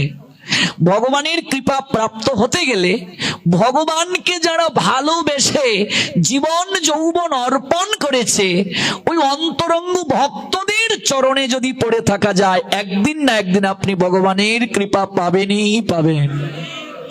এটি হলো শিক্ষা। ছাড়িয়া বৈষ্ণব সেবা নিস্তার পেয়েছে কেবা, এই জগৎ সংসারে কেউ নিস্তার পায় না এই সাধু সেবা ছাড়া। গোবিন্দের কাছে গিয়ে প্রণতি নিবেদন করলেন কালিদাস। গোবিন্দ বলছেন, আরে আরে আপনি আমায় প্রণাম দিচ্ছেন কেন? গোবিন্দের কাছে কালিদাস গিয়ে বলছেন, হে গোবিন্দ, আপনি আমার গৌরহরির অন্তরঙ্গ সেবক, এই পদসেবার দায়িত্ব কেউ পায়নি, আপনি কৃপা করি প্রাপ্ত হয়েছেন। আমার একটা আবেদন আপনার কাছে, আমি বড় কাঙ্গাল, ভিক্ষা চাওয়ার জন্য আমি আপনার কাছে এসেছি। গোবিন্দ দাস বলছেন, এক কাঙ্গাল আরেক কাঙ্গালকে কি দেবে? আমিও তো কাঙ্গাল, আমারও তো কিছু নেই, আমি তো সকল কিছু ছেড়ে ওই গৌরাঙ্গ চরণকে আঁকড়ে ধরেছি, গুরু নির্দেশ পালন করছি কেবল, আমার কাছে তো এমন কিছু নেই আপনাকে আমি দেব, আমি তো নিজেও কাঙ্গাল। কালিদাস কাঁদতে কাঁদতে বলছেন, গোবিন্দ আপনি তো কাঙ্গাল হতে পেরেছেন, আমি জড় জগতে অর্থ বিত্ত বৈভব এগুলোর জন্য কাঙ্গাল। এই জগৎ সংসারে মানুষ কেউ রূপ প্রাপ্তির কাঙ্গাল থাকে, কেউ পাণ্ডিত্য প্রাপ্তির কাঙ্গাল থাকে, অর্থবিত্ত বৈভব প্রাপ্তির কাঙ্গাল থাকে, আমি সেই কাঙ্গাল। আর আপনি গৌর প্রেম কৃষ্ণ প্রেম প্রাপ্তির কাঙ্গাল। কাঙ্গাল না হলে কাঙ্গালের নাথের কৃপা হয় না গোবিন্দ। আপনি কাঙ্গাল বলে গৌরাঙ্গের কৃপা প্রাপ্ত হয়েছেন, সতত আপনি গৌরাঙ্গের পদসেবা করতে পারেন, গৌরাঙ্গের দুটো চরণকে আপনি সহস্তে ধৌত করে দিতে পারেন। এই জগৎ সংসারে কতজন গৌরকে চিনতে পেরেছে আমি জানি না, মহাপ্রভুকে কতজন জানতে পেরেছে আমি জানি না গোবিন্দ, কিন্তু আমার কাছে তিনি ধরা পড়েছেন। আপনিও নিশ্চয়ই গোবিন্দ জানেন, এই যে গৌরহরি নবদ্বীপ বিহারী শ্রীকৃষ্ণ চৈতন্য মহাপ্রভু, তিনি সাধারণ কেউ নয়, তিনি স্বয়ং গোলক বিহারী পরমেশ্বর ভগবান কৃষ্ণ। আপনি তার চরণ সহস্তে ধৌত করে দিতে পারেন, আপনি তার চরণ সেবা করার অধিকার প্রাপ্ত হয়েছেন। আমার একটা আবেদন, যে হস্ত দ্বারা আপনি মহাপ্রভুর চরণ সেবা করেন, যে হস্ত দ্বারা আপনি মহাপ্রভুর দুটো চরণ প্রক্ষালন করে দেন, হে গোবিন্দ, আপনি ওই দুটো হস্ত আমার মস্তকের মাঝে একটু স্থাপন করুন। ওই দুটো হস্ত একটু মস্তকে স্থাপন করুন। আমার জীবনে তো কোনোদিন মহাপ্রভুর চরণ মস্তকে নেওয়ার সৌভাগ্য হবে না। যে দুটো চরণ আপনি ওই হস্ত দ্বারা আপনি সতত প্রক্ষালন করেন, সম্মাহন করেন, ওই হাত চরণ যখন স্পর্শ করে ওই হাতের মাঝে কত ধূলিকণা লেগে থাকে গোবিন্দ। আপনার দুটো হস্ত আমার ওই শিরে একটু স্থাপন করুন।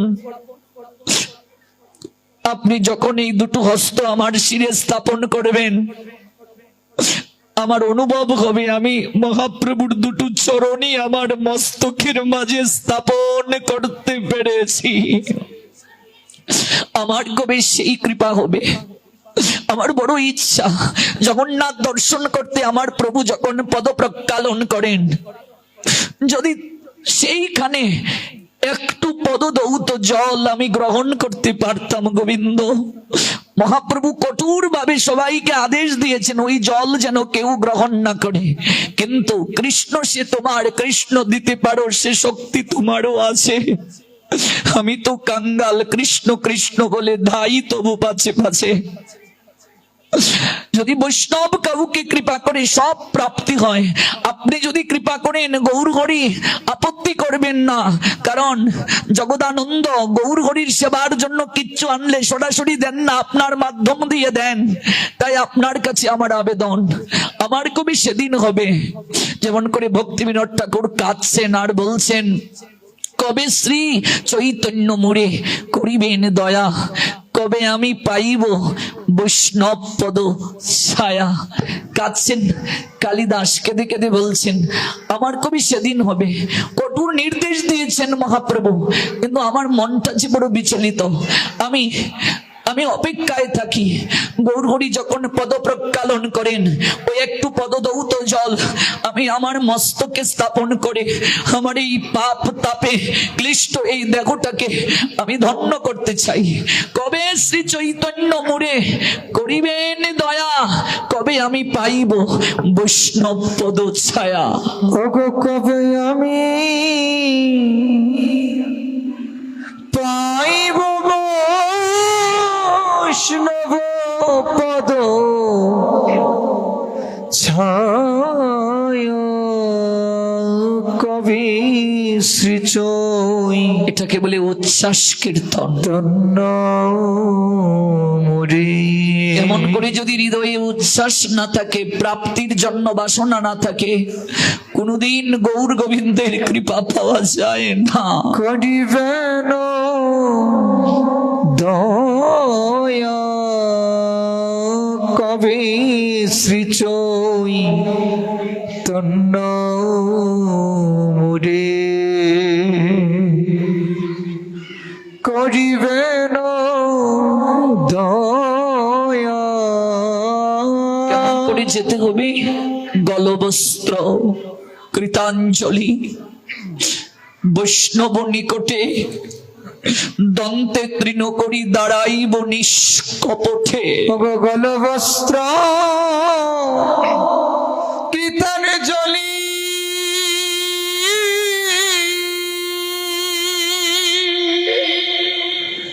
বৈষ্ণব নিকটে দন্তে তৃণ করি দাঁড়াইব নিষ্কপটে। কালিদাস চাতক পাখির মতো অপেক্ষায় থাকেন, সুযোগ খুঁজেন, সুযোগ। তাই গোবিন্দ দাসের নিকটে গিয়ে ওই কৃতাঞ্জলি পুটে আহাজারি জ্ঞাপনটা করছেন। গোবিন্দ দাসের হয়তো কি আনুগত্যে তিনি যাবেন, গৌরাঙ্গের কৃপা প্রাপ্তির জন্য গো কাদিয়া কাদিয়া আমি জানাইব দুঃখ ওগো কাদিয়া কাদিয়া আমি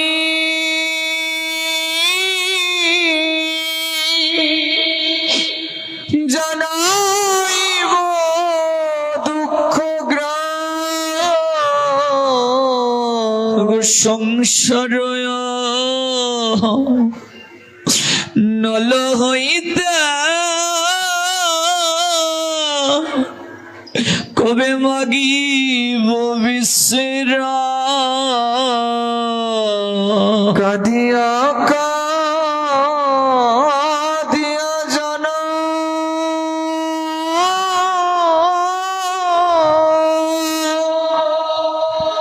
ইব দুঃখ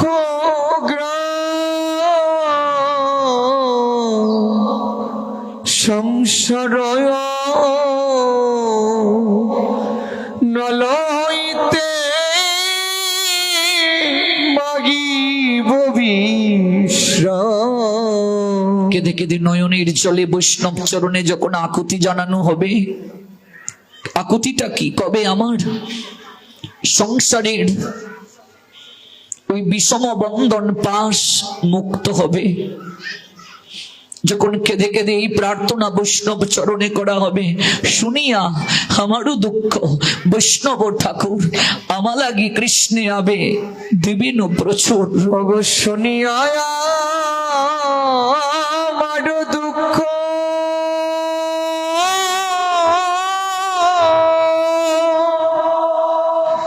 বৈষ্ণব ঠাকুর আমার লাগি কৃষ্ণে আবে দিবেন প্রচুর। কবি শ্রীচৈ তন্ন মুড়ি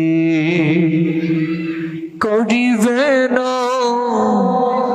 দয়া। সাধক কাঁদে, কবে হবে আমার সেদিন? কবে চৈতন্য চরণ প্রাব? কবে শ্রী চৈতন্য গৌরহরি আমায় কৃপা করবেন? কবে বৈষ্ণব পদ ছায়া প্রাপ্ত হব?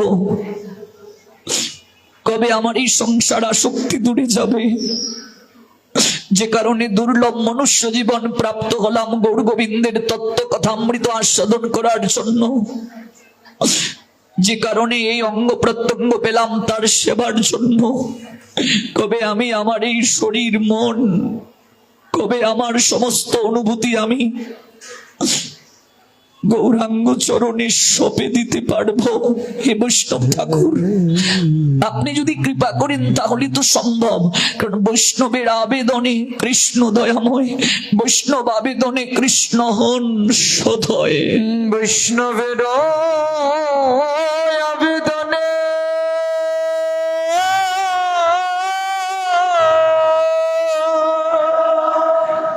কৃষ্ণ দয়াময় এহেন মর প্রতি হবে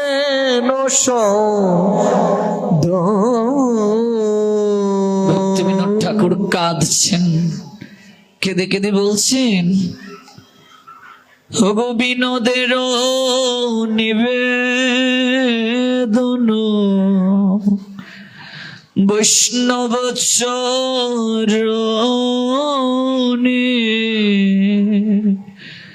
ওগো কৃপা করি সঙ্গে লহ এই অকিঞ্চনে। ওগো বিনোদের নিবেদন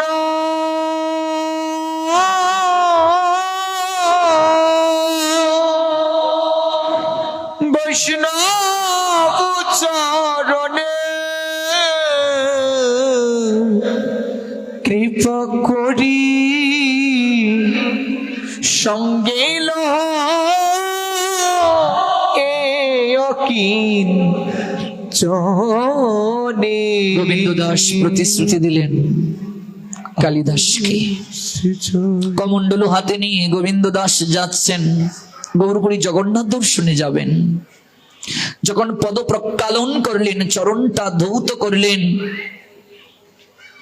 গৌরহরি এগিয়ে যাচ্ছেন, কালিদাস পিছন থেকে এসে এক গণ্ডূষ জল, গৌরাঙ্গের পদ প্রক্ষালিত এক গণ্ডূষ জল মস্তকে ধারণ করো তো কাঁদতে কাঁদতে বললেন, গৌরহরি আমার এই জীবনে আমি আর কিছু চাই না গৌরহরি।